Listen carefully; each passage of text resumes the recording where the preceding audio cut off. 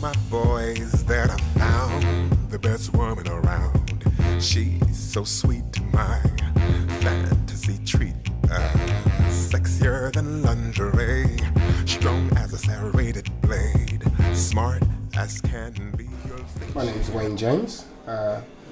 I'm first generation of Jamaican parentage. My parents came over to England in the early 60s. I was born in Dulwich and I moved to Brighton in 1999. 5 years after leaving university, I met my partner who had opened a salon in Brighton because when she moved to Brighton she found there was nowhere to get her hair done. At that point I'd already experienced barbering, certainly self-taught, and 16 years later I'm still barbering in Brighton. It's opened a lot of doors because it's not just, I've realised working in the industry, that you work within your community. It's the first job I've had where you actually work within your community, which I find very fulfilling. Yeah, Shae Shae's is probably one of, it's certainly a household name in Brighton. You could basically ask anyone from the black community if they've heard of Shae Shae's, they would have said yes in some way, shape or form, whether they've come here or they know somebody that actually comes here. But certainly people that have moved to Brighton and want a sense of home and a sense of conversation, it's somewhere, it's probably one of the only places that the black community can congregate and feel safe and feel welcomed and can congregate in numbers and not feel, victimized or insecure. So it's always a welcoming face at the door helps, and people come here for information to find out, how to find out about other facilities. So, You'll think she had a PhD. One look in her eyes and I'm mesmerized and hypnotized. She has class in the body of an hourglass. I know she's the one for me. It's her I want to please. No, I can't compare.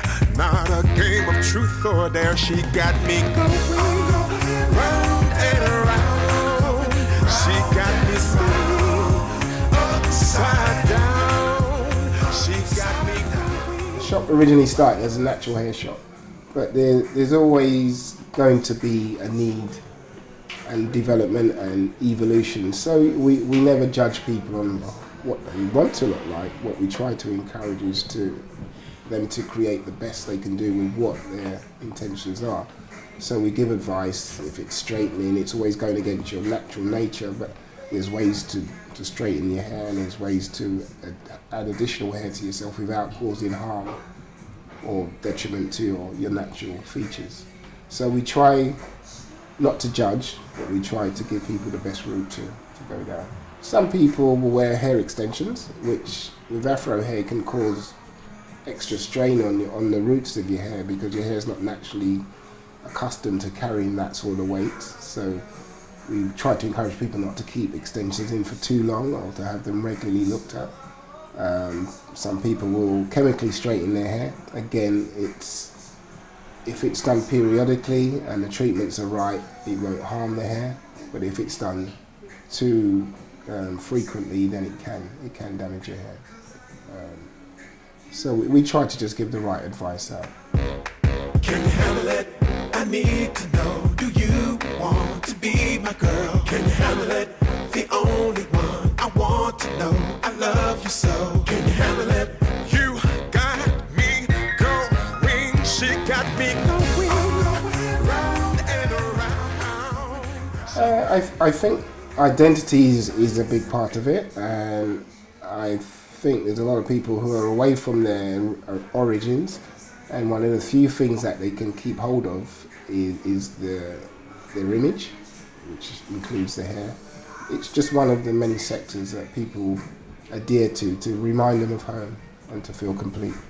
Upside down, round and round, round and round. She got me going here and there and everywhere, upside down.